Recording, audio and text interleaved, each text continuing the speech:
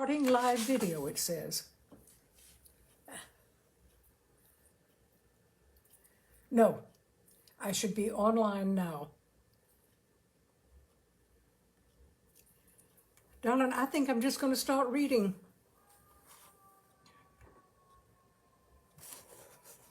I won't. Maybe people will call me when I hang up. Let's give it a go and see. It's ridiculous. Thank you, love. I'll be in touch. Oh, here. Warren Shine. Hi, Sally. So I'm on. Yep. I'm going to just start reading, love, and I'll talk with you later. Thank you, darling. Bye now. All right. There was a question about whether I was on or not, so I was on the phone with Jason Ellis, and who is the go-to person for anything technical. He is terrific. Anyway, hello, my dears. What a start, as usual. But having gotten a message, I assume that I am definitely live and online. So we're going to just carry right on. Tonight's story is by Wolcott Gibbs, and it was written for The New Yorker in 1936. He is amazing, and it is entitled Ring Out Wild Bells. When I finally got around to seeing Max Reinhardt's cinema version of A Midsummer Night's Dream and saw a child called Mickey Rooney playing Puck, I remembered suddenly that long ago I had taken the same part. Our production was given on the open-air stage at the Riverdale Country School. The scenery was only the natural scenery of that suburban dell, and the cast was exclusively male, ranging in age from 11 to perhaps 17. While we had thus preserved the pure Elizabethan note of the original, it must be admitted that our version had its drawbacks. The costumes were probably the worst things we had to bear, and even Penrod, tragically arrayed as Lancelot in his sister's stockings and his father's drawers, might have been embarrassed for us. Like Penrod, we were costumed by our parents, and they seemed on the whole a little weak historically. Half of the ladies were inclined to favor the Elizabethan, and they had constructed rather bunchy ruffs and farthingales for their offspring. Others, who had read as far as the stage directions and learned that the action took place in an Athenian wood, had produced something vaguely Athenian, usually beginning with a sheet. Only the fairies had a certain uniformity. For some reason, their parents had all decided on cheesecloth, with here and there a little ill-advised trimming with tinsel. My own costume was mysterious but spectacular. As nearly as I have ever been able to figure things out, my mother found her inspiration for it in a Maxfield Parrish picture of a court jester. Beginning at the top, there was a cap with 3 stuffed horns. Then, for the main part, a pair of tights that covered me to my wrists and ankles, and finally slippers with stuffed toes that curled up at the ends. The whole thing was made out of silk in alternate green and red stripes. And unquestionably my poor mother's most demented stroke. It was covered from head to foot with 1,000 tiny bells. Because all our costumes were obviously perishable, we never wore them in rehearsal, and naturally nobody knew that I was invested with these peculiar sound effects until I made my entrance at the beginning of the second act. Our director was a man who had strong opinions about how Shakespeare should be played, and Puck was one of his favorite characters.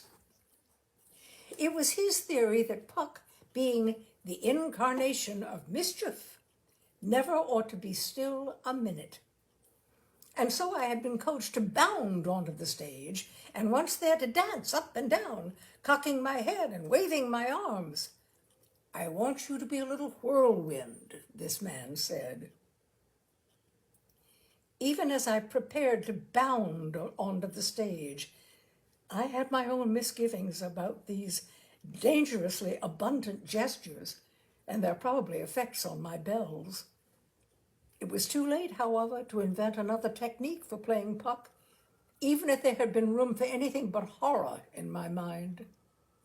I bounded onto the stage. The effect in its ways must have been superb. With every leap, I rang like 1,000 children's sleighs, my melodies foretelling God knows what worlds of merriment to the enchanted spectators. It was even worse when I came to the middle of the stage and went into my gestures. The other ringing had been loud but sporadic. This was persistent, varying only slightly in volume and pitch with the vehemence of my gestures. To a blind man, it must have sounded as though I had recklessly decided to accompany myself on a xylophone. A maturer actor would probably have made up his mind that an emergency existed and abandoned his gestures as impracticable under the circumstances. I was 13 and incapable of innovations. I had been told by responsible authorities that gestures went with this part, and I continued to make them. I also continued to ring, a silvery music, festive and horrible. If the bells were hard on my nerves, they were even worse for the rest of the cast, who were totally unprepared for my new interpretation. Puck's first remark is addressed to one of the fairies, and it is mercifully brief. I said, "How now, spirit, whither wander you?" This unhappy child, already embarrassed by a public appearance in cheesecloth and tinsel, was also burdened with an opening speech of 16 lines in verse. He began bravely. "Over hill, over dale, through brush, through briar, over park, over pale, through flood, through fire." At the word fire, my instructions were to bring my hands up from the ground in a long, wavery sweep intended to represent fire. The bells pealed. To my startled ears, it sounded more as if they exploded. The fairy stopped in his lines and looked at me sharply. The jingling, however, had diminished. It was no more than as if a faint wind stirred my bells, and he went on, "I do wander everywhere, swifter than the moon's sphere." Here again I had another cue, for a sort of swoop and dip, indicating the swiftness of the moon's sphere. Again the bells rang out, and again the performance stopped in its tracks. The fairy was clearly troubled by these interruptions. He had, however, a child's strange acceptance of the inscrutable, and was even able to regard my bells as a last-minute adult addition to the program. Nerve-wracking, but not to be questioned. I'm sure it was only this that got him through that first speech. My turn, when it came, was even worse.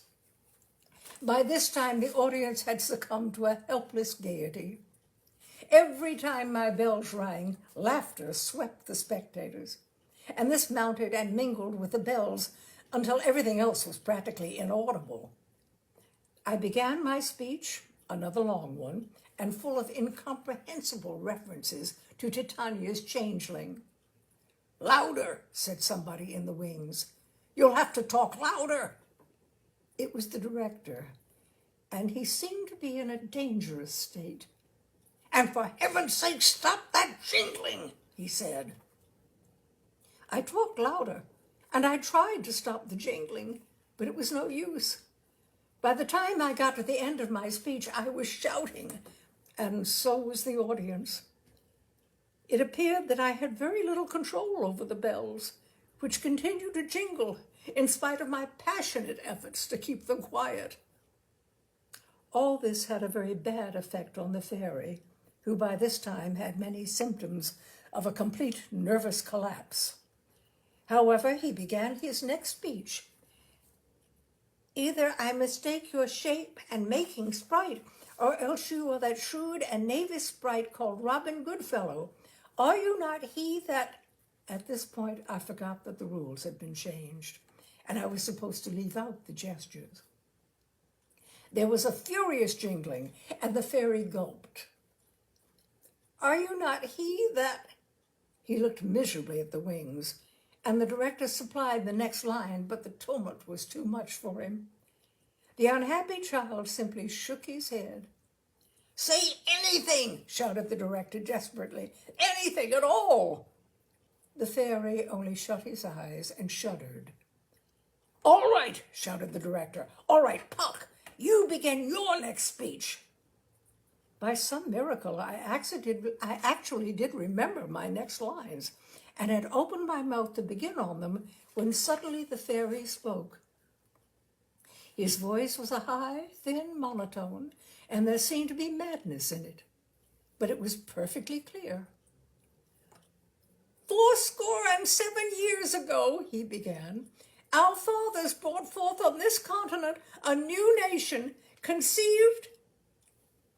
He said it right through to the end, and it was certainly the most successful speech ever made on that stage, and probably one of the most successful speeches ever made on any stage.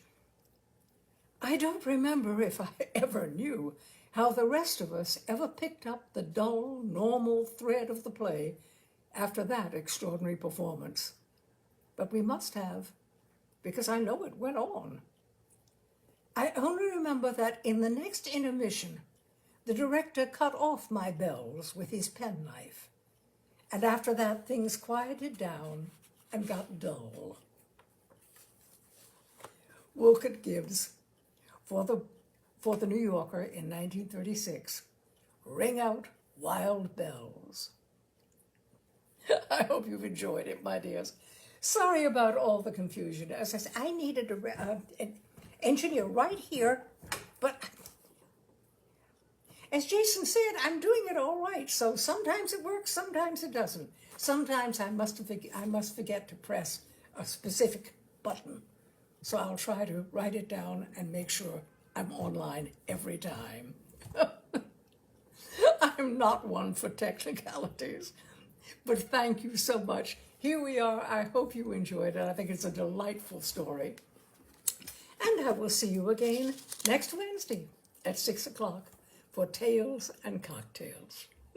Thank you, my dears. Good night.